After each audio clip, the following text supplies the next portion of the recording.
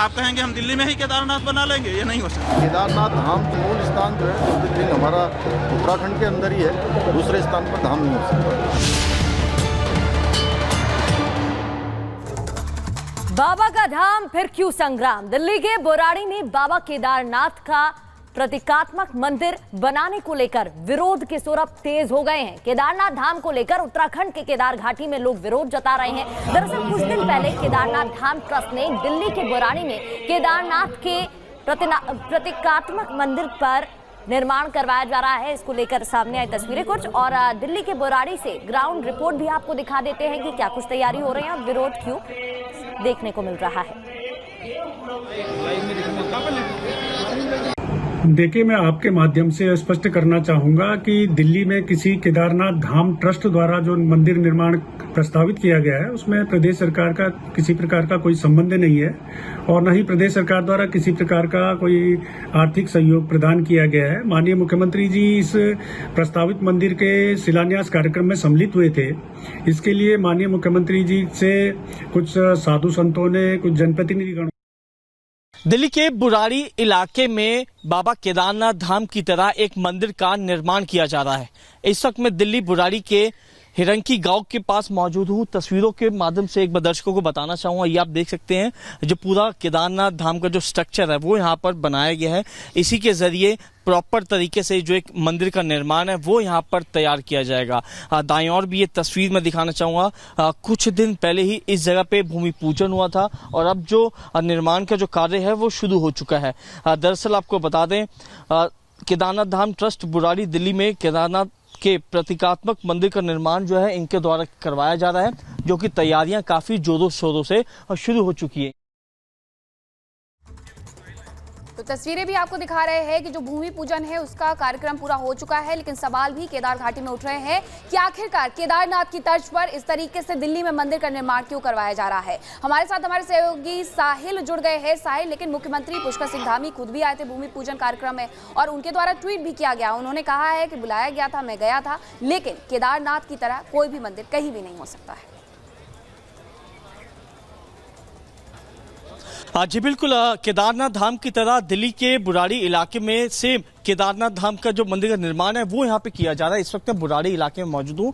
पहले तो एक बार दर्शकों को तस्वीरों के माध्यम से समझाना चाहूंगा, ये बुराड़ी में हिरंकी गांव लगता है, उसके पास ये पूरा एक जगह है। यहाँ पर केदारनाथ धाम का जो प्रतीकात्मक है वो यहाँ पे कार्य काफी तेजी से और शुरू हो चुका है। 10 जुलाई के दिन यहाँ पे शिलान्यास किया गया था, भूमि पूजन किए गए थे, जिसमें उत्तराखंड के सीएम भी पहुंचे थे। और इस वक्त मेरे साथ बातचीत करने के लिए जिन ट्रस्ट के द्वारा ये मंदिर का निर्माण किया जा रहा है उनके फाउंडर मौजूद है।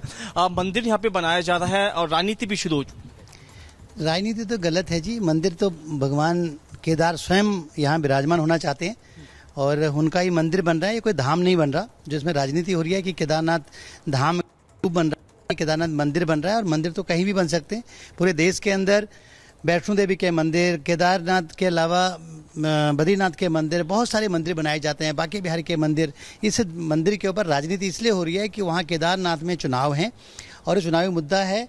उस चुनावी मुद्दे को उठा के माननीय पुष्कर धामी जी को, जो इसके उदाहरण के लिए यहाँ पे आए थे, उनको मुद्दा बनाया जा रहा है, इसलिए राजनीति हो रही है इसके अंदर, बाकी कुछ नहीं है। और भगवान शिव का बहुत बड़ा मंदिर यहाँ दिल्ली में बनने जा रहा है।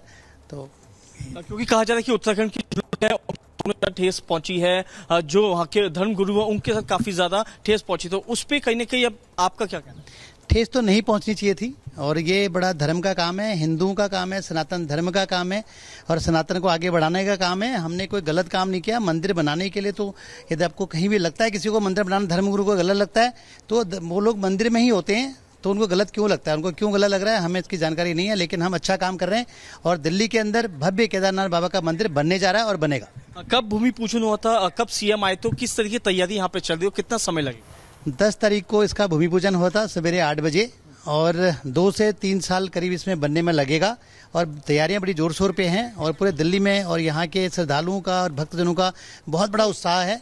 और यहाँ भूमि पूजन होने के बाद यहाँ मंदिर की तैयारियां शुरू हो गई हैं। जो ये पूछ रहे हैं कि आखिरकार केदारनाथ की तर्ज पर क्यों ये बनाया जा रहा है। आपको बताते हैं कि मुख्यमंत्री पुष्कर सिंह धामी ने क्या कुछ कहा है केदारनाथ धाम की प्रतिलिपि बनने पर। देखिए, देखिए, केदारनाथ धाम चूँकि हमारा जो ज्योतिर्लिंग है उसका स्थान एक ही है, दूसरे स्थान पर धाम नहीं हो सकता है। प्रतीकात्मक रूप से मंदिर चूँकि अनेक स्थानों पर बने हैं, ऐसे स्थानों पर मंदिर बनते रहे, लेकिन मूल स्थान जो है ज्योतिर्लिंग हमारा उत्तराखंड के अंदर ही है, दूसरे स्थान पर धाम नहीं हो सकता है।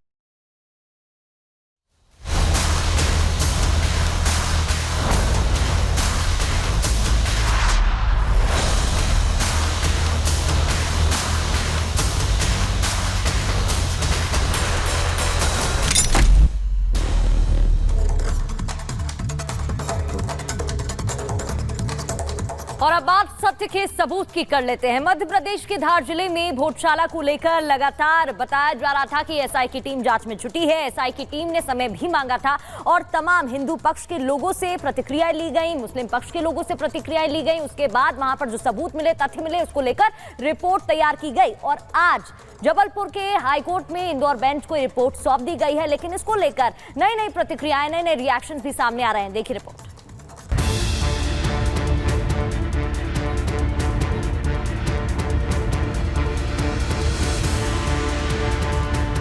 देवी देवताओं की मूर्ति, हिंदू संस्कृति के चिन्ह, दीवारों पर उकेरी आकृतियां, खिड़की, खंभों पर मंत्र और ऐसे ही करीब 1700 सबूत ये बताने के लिए काफी हैं कि भोजशाला सनातन परंपरा से जुड़ा है और एक मंदिर है।